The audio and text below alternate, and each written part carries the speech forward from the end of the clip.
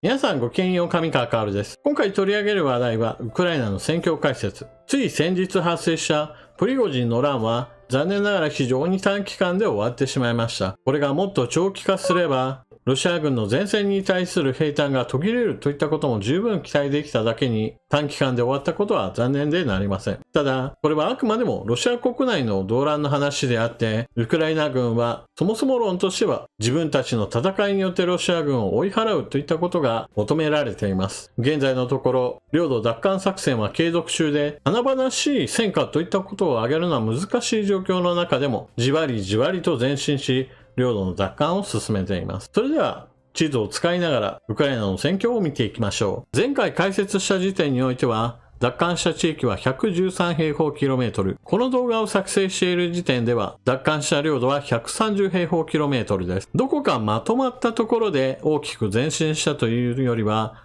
各地において少しずつ前へと進んでいるといった形になっています。なお、ワグネルが武装を放棄し制圧したロシア南部軍管区司令部のある町はロストフナドルン市で、ご覧のように占領地のちょうど後方にあり、この地域においてワグネルが武装蜂起の活動を続けていてくれれば、どれだけ戦況に影響を与えたかが容易に想像できます。東部戦線の戦況、バフムトにおけるウクライナ軍の前進は続いています。これは以前にも解説した通り、これまでロシア軍は一貫してこの地域においては攻勢に出ていました。それだけに重厚な防御陣地といったものが築かれてはおらず、それだけにウクライナ軍の反撃に対して弱い面があります。ただし、バフムトの重要性については、ロシア側が勝手にどんどんと引き上げたといったことがあるので、実際のところはそれほど重要なわけではありません。バフムトを取り返し、そこからさらに東へと進んでいったとしても、ロシア本国にどんどんと近づき、それだけ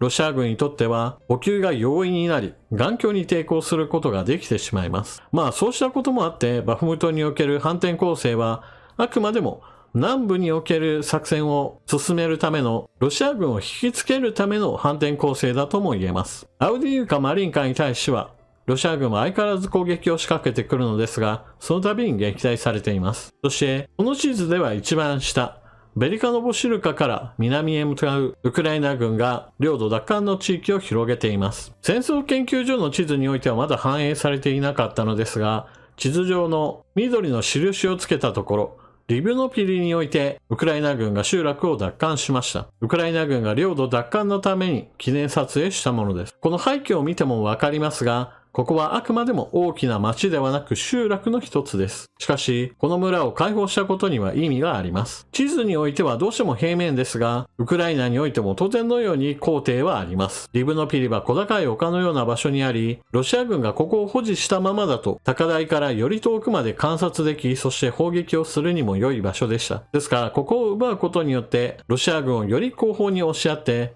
観測しにくく、また砲撃のしにくいといったことを強いることができます。どのみちリブノピリは突出した部分となっていたので、ウクライナ軍としては三方から攻めることができ、ここを取り戻すことは時間の問題でした。今回リブノピリを取り返すことによって、ウクライナ軍は改めて前へと進みやすくなったのです。南部戦線ザポリージャ州、ここから南へと下り、アゾフ海到達するのが最も戦略的価値の高いウクライナ軍の進軍ルートです。しかし、そのことはロシア側も分かっていて、最も重厚に守りを固めている地域でもあります。激しい抵抗に遭いながらウクライナ軍は1キロほど前進できたそうです。このような薄皮を剥いでいくようなじわりとした前進といった形でしかなかなか戦況は動かないでしょう。だからこそこの地域から他の地域へと部隊を移動させるためにもウクライナ軍は他の地域での攻勢を行っているのです。南部戦線ヘルソン州、こちらにおいてはドニプロ川の水位低下が今は安定した状態になりました。ダム湖は湖底が干上がり、多くの場所において新たな沼地や湿地、そして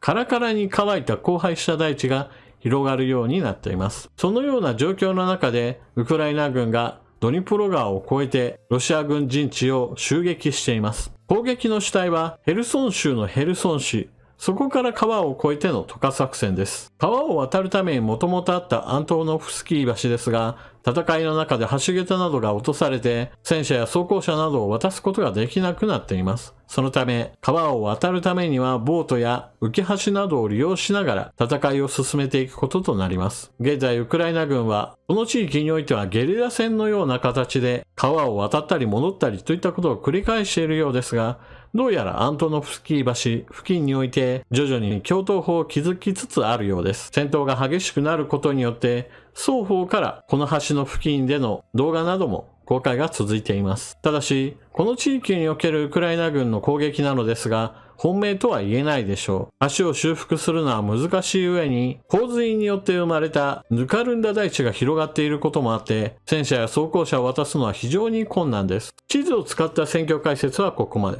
ここからは少し余談。ウクライナに供与された欧米製の兵器の中で、レオパルト2や歩兵戦闘車ブラッドレーの姿などは、南部戦線、特にザポリージャ州での攻防などに動画がいくつかあります。これに加えて最近ようやく動画が公開されたのが、スウェーデンから渡ってきた歩兵戦闘車 CV90 です。こちらの方は前線での戦闘場面というものがまだ見られないので、配備された部隊がこれから出番を迎えるはずです。反転攻勢が始まってからというものの、用意された部隊全体が使われているかといえばそうではないようで、まだ全体から言えば 30% 程度しか攻撃には参加していないといった分析などもあります。これから先、損耗した部隊が後ろに下がり、新たな部隊が交代して攻め続ける。この連続攻撃によって戦いは進んでいきます。戦況図においてはじわじわとした変化しか起こっていないのが現実です。しかし、戦闘を細かく見ている人たちの間では、徐々にではあるもののロシア軍の地上軍、特に砲兵部隊に対する補給がやや滞りがちなのではないかといった指摘をする人たちもいます。それは砲撃部隊には当然のように砲弾と発射用の火薬が必要なわけで、それらが潤沢に供給されなければ撃ちたくても撃てないという状況が発生します。ウクライナ軍にはイギリスから供与されたストームシャドウなどをこれまでよりも遠くの武器弾薬庫を狙うことができるようになってきました。それに伴って反転攻勢の前から順次遠距離攻撃をいくつも行い、弾薬庫とみられる大爆発が戦線から遠い場所において何箇所でも起こっていることが現地住民が動画を投稿して確認されています。そうした動きというのはやはり即効性のあるものというより、じわりじわりと効いてくるもので、ロシア軍の攻撃力を抑制することが少しずつできているのかもしれません。こうした動きを加速させるためにも、アメリカは早く射程300キロの長射程のミサイル ATACMS を供与してウクライナ軍の反転攻勢を後押ししてほしいものです。アメリカの内部においてももっともっと前に進めるべきではないかと働きかける議員たちもいるようなのですが、残念ながらバイデン大統領の腰は未だに重いと言えるでしょう。長射程のミサイル供与に及び腰であるのであれば、それこそイラン製の突撃性ドローンをロシアが使っているのと同様に